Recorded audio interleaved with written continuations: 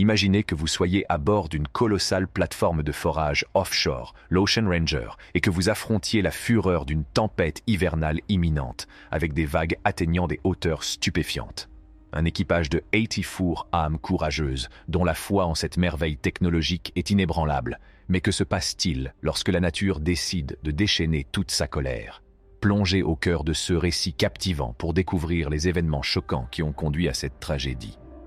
Les vagues scélérates, communément appelées vagues tueuses, sont des vagues d'une hauteur extrêmement élevée qui peuvent apparaître soudainement en pleine mer ou près du rivage. Elles constituent une menace immédiate et fatale pour tout, ce qui se trouve sur l'eau, qu'il s'agisse de grands paquebots, de yachts de plaisance, de marins ou de touristes.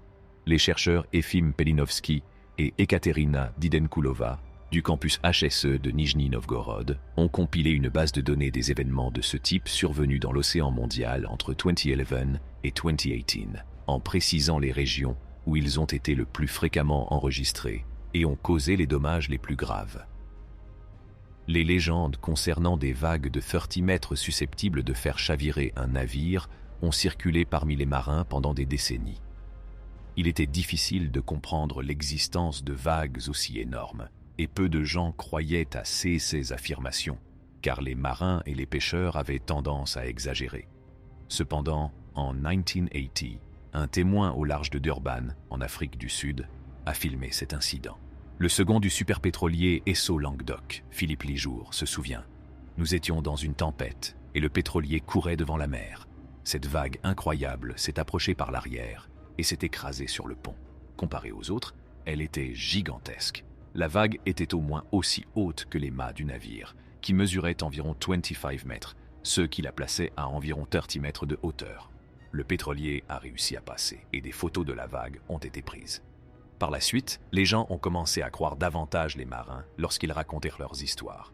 2 ans plus tard, des vagues scélérates ont détruit l'Ocean Ranger, la plus grande plateforme pétrolière semi-submersible du monde. Dans la nuit du 14 au 15 février 1982, un navire mesurant 121 mètres de long, 103 mètres de haut, l'équivalent d'un immeuble de 35 étages, et transportant 12 ancres de 20 tonnes, a été coulé.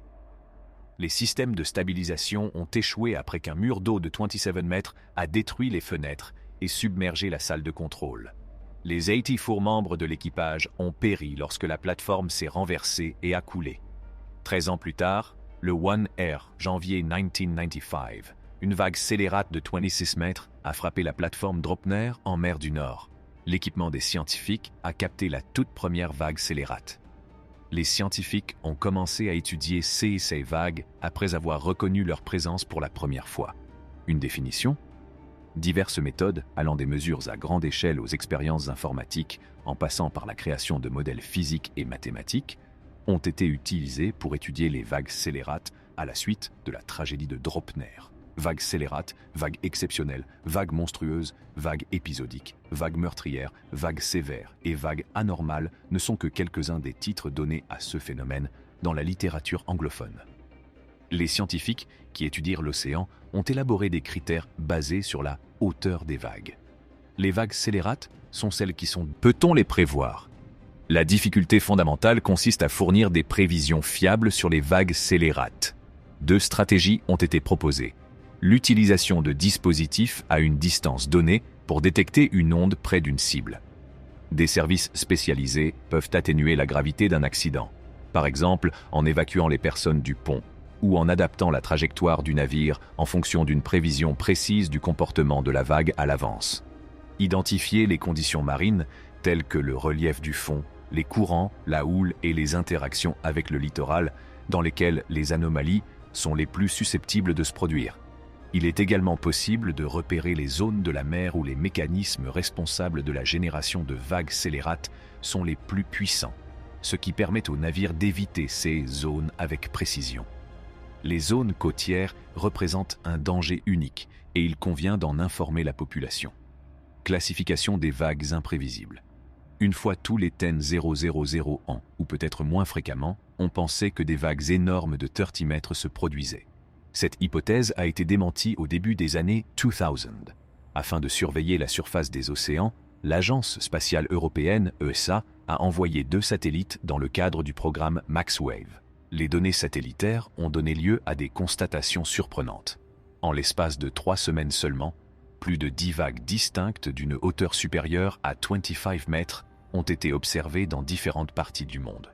Au fil du temps, les observations de vagues scélérates se sont multipliées et il est devenu important de systématiser et d'analyser les informations qui en résultent. De 1498 à 2007, la National Oceanic and Atmospheric Administration, NOAA, des États-Unis, a compilé les rapports de témoins oculaires. En outre, un rapport rédigé par des universitaires russes a étudié les événements survenus à partir de 2005.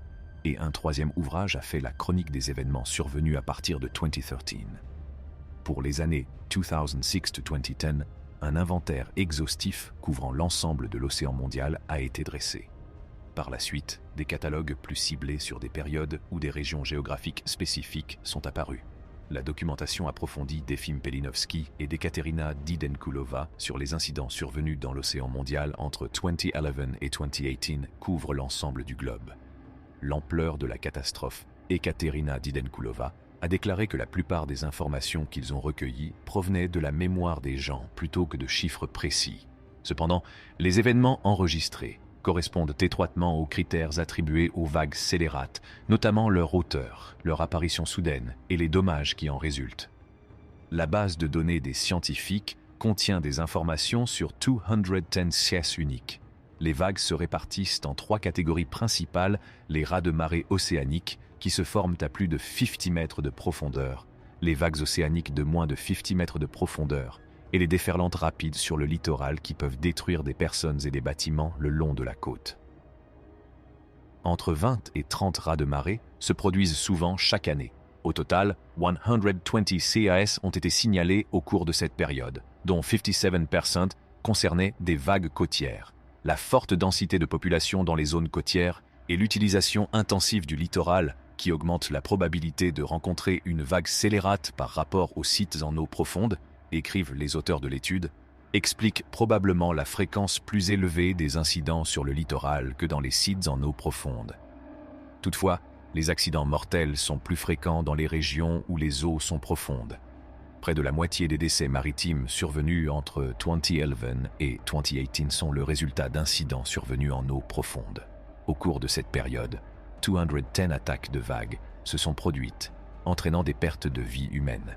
386 vies perdues, des blessés, 150 navires endommagés, 24 navires ont coulé. Les chercheurs reconnaissent que le catalogue n'est qu'approximatif, car il est basé sur des rapports de témoins, plutôt que sur des mesures précises. Cependant, ces chiffres ne font pas que mettre en lumière les caractéristiques du phénomène. Ils indiquent également les zones maritimes les plus dangereuses de l'océan mondial.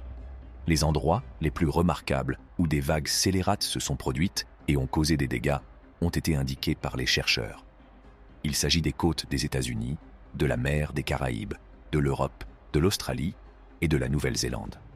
La Russie est un autre endroit où les gens ne savent pas grand-chose sur les vagues meurtrières en raison du faible trafic maritime, de la population clairsemée et de la couverture de glace pendant l'hiver. D'une manière générale, il en va de même pour la Russie, qui dispose d'une vaste frontière maritime, mais qui est rarement en contact avec ces monstres marins.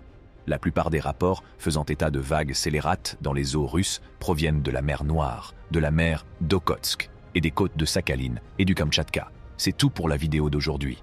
Nous reviendrons avec plus d'informations. N'oubliez pas d'appuyer sur le bouton j'aime et de vous abonner à notre chaîne. Merci d'avoir regardé.